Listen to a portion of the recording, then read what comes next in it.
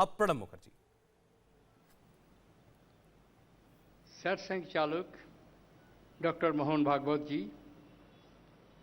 श्री गजेंद्र सिंह संधु सर्वाधिकारी, श्री राजेश लोया, नागपुर महानगर संघ चालक, श्री रामजी हराकरे, विदर्भ प्रांत संघ चालक, distinguished participants, ladies and gentlemen. Today, I am here amidst you to share my understanding with you the concepts of nation, nationalism and patriotism in the context of India, that is Bharat. These three concepts are so closely intertwined that it is difficult to discuss any one of them in isolation. Let us make a beginning with the dictionary meaning of these three words. Nation is defined as a large group of people sharing the same culture, language or history, and inhabiting a particular state or area.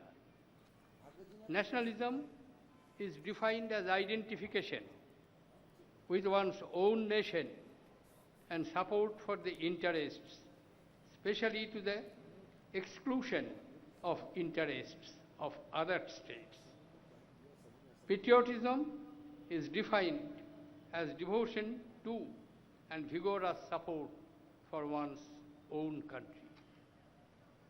Let us examine these three concepts in the context of India. Pranab Mukherjee राष्ट्र, राष्ट्रीयता और राष्ट्रभक्ति, इन तीन बातों पर बात कर रहे हैं. Along the Silk Route and Spice Routes, these busy highways of commerce and conquest witnessed a free exchange of culture, faith, invention, as merchants, scholars, conquerors, and sages traversed mountain and desert and sailed the oceans.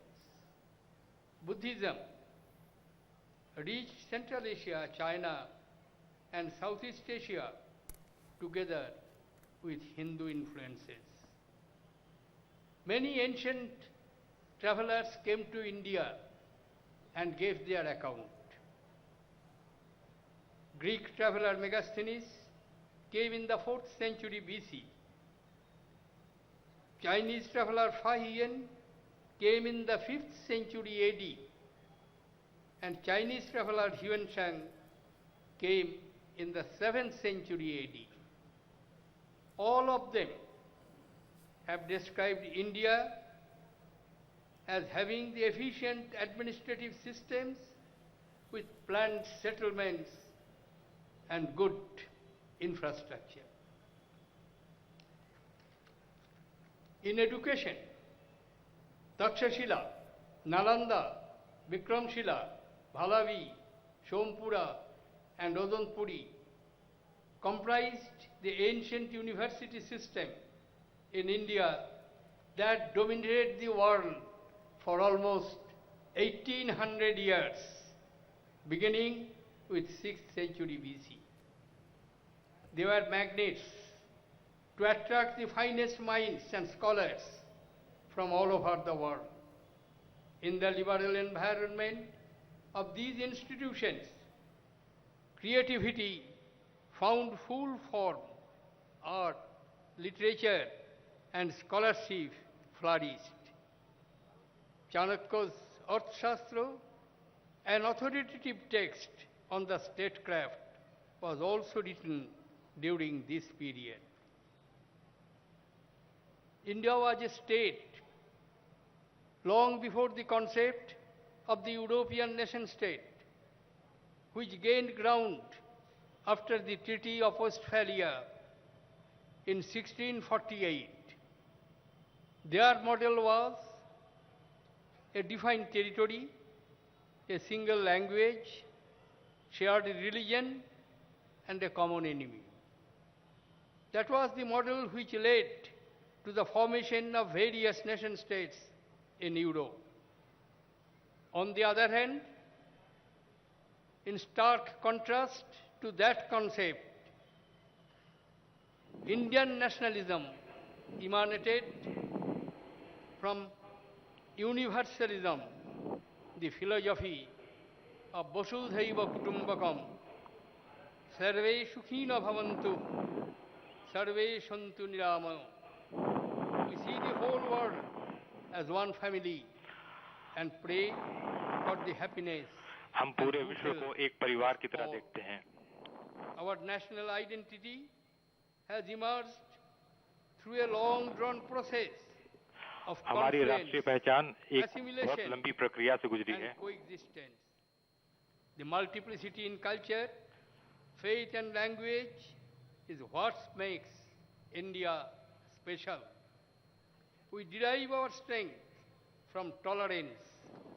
हम We सहिष्णुता accept से and respect शक्ति our pluralism. हासिल करते हैं. We celebrate our diversity. There have been a part of our collective consciousness for centuries.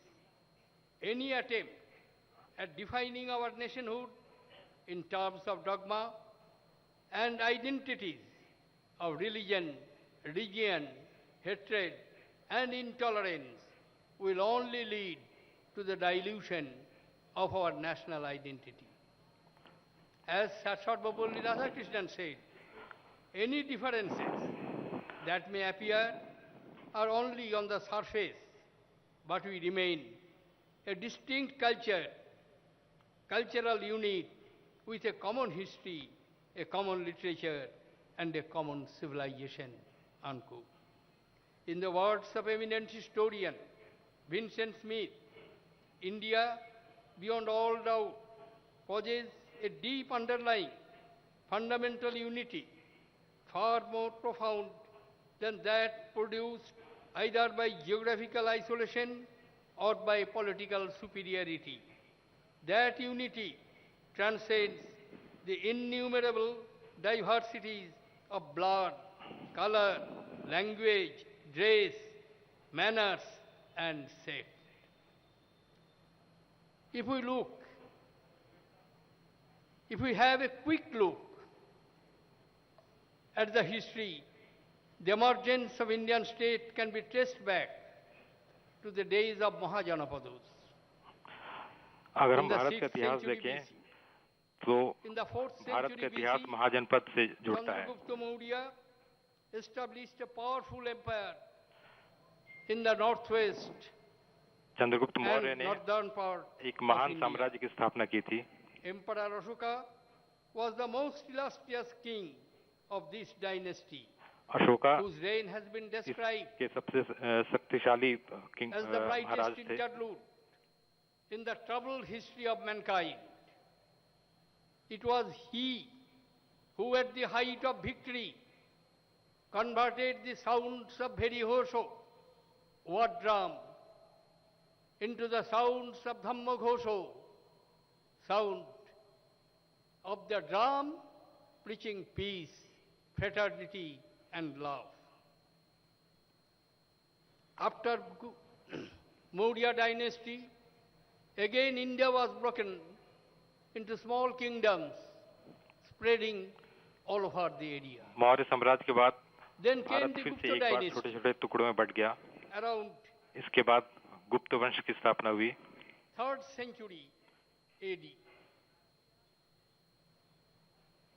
Many dynasties and Gupta dynasty collapsed in 550 AD. Many dynasties, powerful kingdoms 550 ईस्वी में गुप्त dynasty का भी अंत हुआ. in northern and southern part. In the 12th century AD, after losing the battle at Tarain, Delhi was captured by the Muslim invaders. 12वीं शताब्दी में मुस्लिम आक्रमणकारियों ने Where the दिल्ली पर Muslim कब्जा किया. ruled, and which was finally taken over by a mercantile company, East India Company, winning the battle at Plassey in 1757, and thereafter with the success in 3 battles of Arcot, a mercantile company, East India Company, के बाद east India company ने captured a large part of Bharat territory के एक बड़े हिस्से पे in कब्जा कर eastern लिया India and southern India. A size, big chunk of the West India, the British Emperor received as a gift, marriage gift, which was also annexed to the administration of East India Company. East India Company, for the facilitating of a centralized modern administrative structure, established the institution of the Governor General, located at Fort William in Calcutta in 1774, and 2 other governors, one at Madras and another at Bombay. East India company ने कोलकाता में governor general नियुक्त किया 1774 में और उसके बाद उसके अलावा 2 और जनरल नियुक्त किए गए. Through a proclamation of the Queen, the administration of this vast land was transferred to the British sovereign, and an institution was created in the British cabinet system, which was known for the Secretary of State. However, उसके बाद भारत में शासन चलाने के लिए England में secretary of state का पद क्रिएट किया गया. Period of 2,500 years of changing political fortunes and conquests, the 5,000-year-old civilizational continuity remained unbroken. In fact, each conqueror and each foreign element had been absorbed to form a new synthesis and unity. Poet Rabindranath Tagore very beautifully and magnificently described. I am quoting 2 lines and I am saying it in Bengali, and thereafter I will translate in English. Keho nahi jane, kar aovhane, koto manusher dhara, durbar srote, elo kotha hote, সমুদ্রে হলো হারা. No one knows at whose beckoning call how many streams of humanity came in indomitable waves from all over the world, over the millennia, and mingled like rivers into the vast ocean and created an individual soul that is called Bharat. Distinguished participants, the concept of modern Indian states were articulated by various scholars, philosophers, thinkers, and political leaders.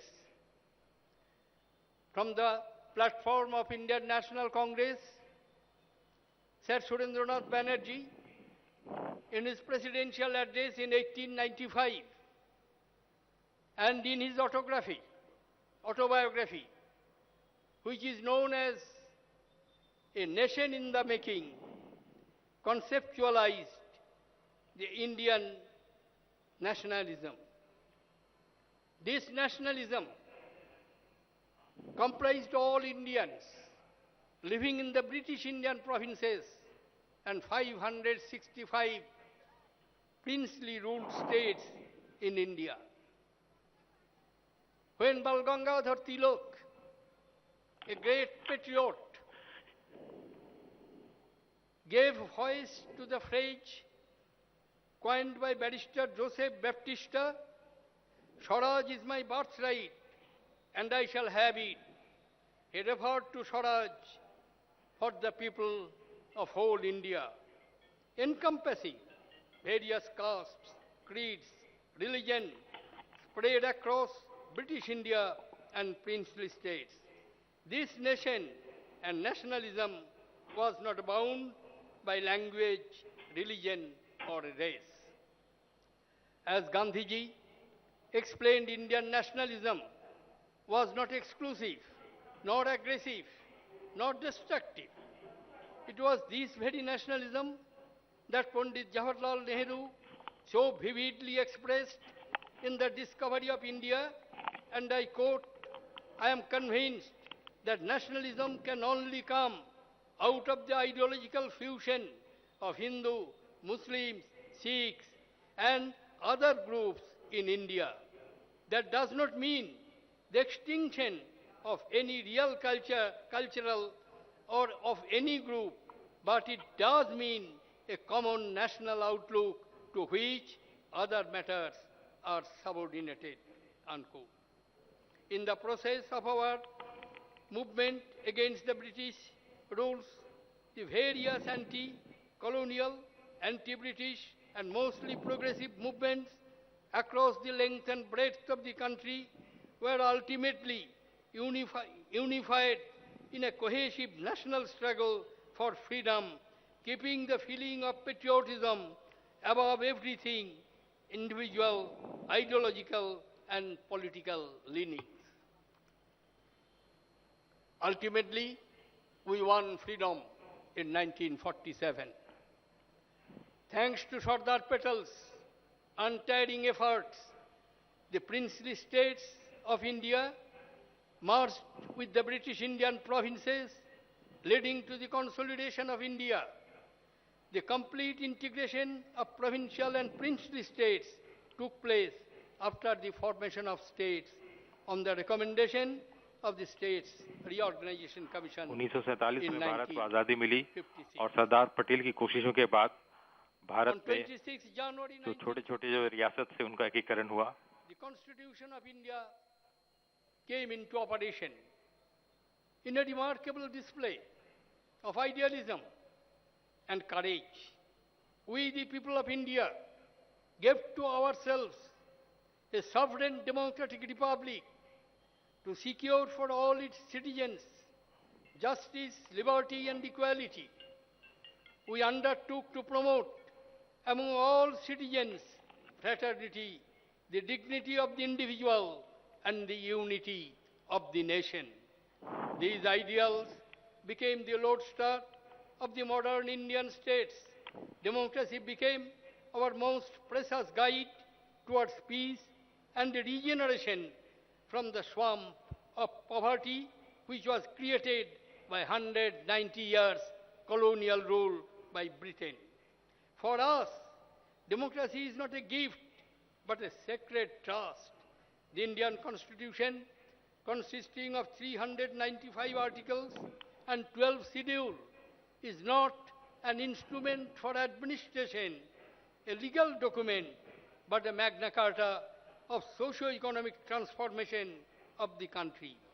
It represents the hopes and aspirations of billions plus people in India. From our Constitution flows our nationalism. The construct of Indian nationalism is constitutional patriotism, which consists of an appreciation of our inherited and shared diversity, a readiness to enact one's citizenship at different levels, an ability to self-correct and learn from others. Distinguished guests, friends, I want to share with you some truths that I have internalized during my 50 years and more public life. As party activist, as member of parliament, as member of cabinet. The soul of India अब मैं resides आपसे in अपने 50 साल pluralism. के सार्वजनिक जीवन के कुछ अनुभव शेयर करना चाहता हूं। This plurality of our society has come through assimilation of ideas over centuries. Secularism and inclusions are a matter of faith for us. It is our composite culture which makes us into a nation. India's nationhood is not one language, one religion, one entity. When I shut my eyes and dream of India, from Mizoram to Dwarka, from snow-capped Himalayan to way west Cape Comorin, I mesmerize how it is possible 1.3 billion people use more than 122 languages and 1,600 dialects in their everyday life, practice 7 major religions in their everyday life, belong to 3 major ethnic groups, Caucasians, Dravidians, and Mongolites. Yet, under one system, one flag, one constitution, and one identity, which we may call Bharatiya, Indian. But we do not identify any enemy. That is, makes Bharat diverse and united nation. In a democracy, I believe informed and reasoned public engagement on all issues of national importance is essential. A dialogue is necessary not only to balance the competing interests, but also to reconcile them. Divergent strands in public discourse have to be recognized. We may argue, we may agree, we may not agree,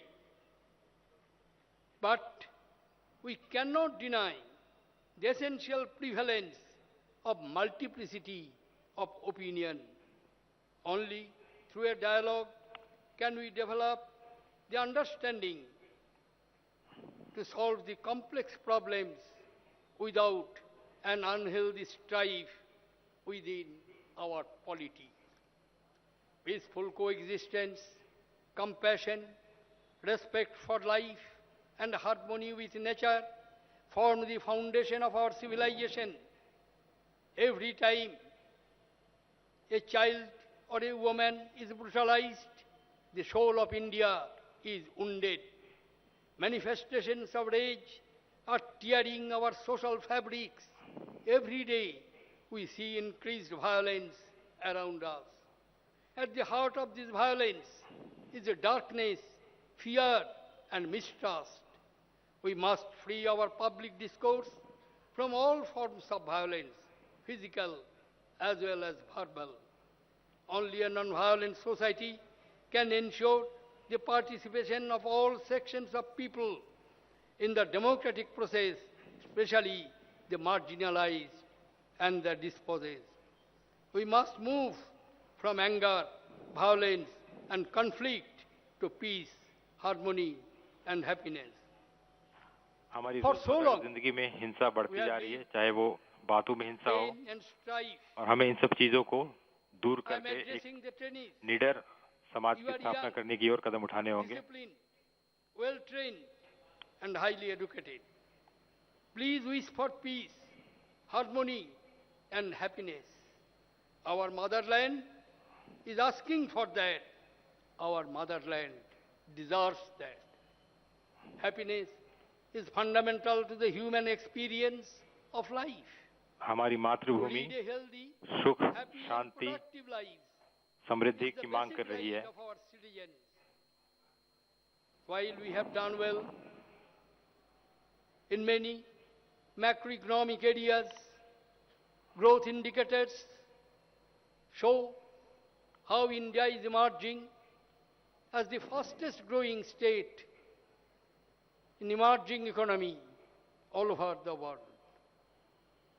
But we have not fared well in the World Happiness Index. We rank 133rd out of 156 countries mapped in the World Happiness Report 2018. हम अर्थव्यवस्था के मामले में तो आगे बढ़ रहे हैं, लेकिन हैप्पीनेस इंडेक्स में काफी पीछे है अभी भी. Just above the lift at gate number 6, there is a slok inscribed in Sanskrit. Slok is from Kautilya. Praja sukhe sukhang rajo, prajanancho hite hitam, natma priyang hitang rajo, prajanang tu priyang hitam. In the happiness of the people lies the happiness of the king. Their welfare is his welfare. He shall not consider as good only that which pleases him, but treat as beneficial to him whatever causes happiness to people. Kautilya placed people at the center long before the formulation of the modern democratic government by the people, of the people, for the people. The aim of the state should be to galvanize the people to fight a concerted war against poverty, disease, and deprivation, and to convert our economic growth into real development. Let the objective of spreading peace, harmony, and happiness inform the formulation of our public policy and guide all the actions of our state and citizen in their everyday life. These and these only will be able to create a happy nation where nationalism flows uninterruptedly, automatically.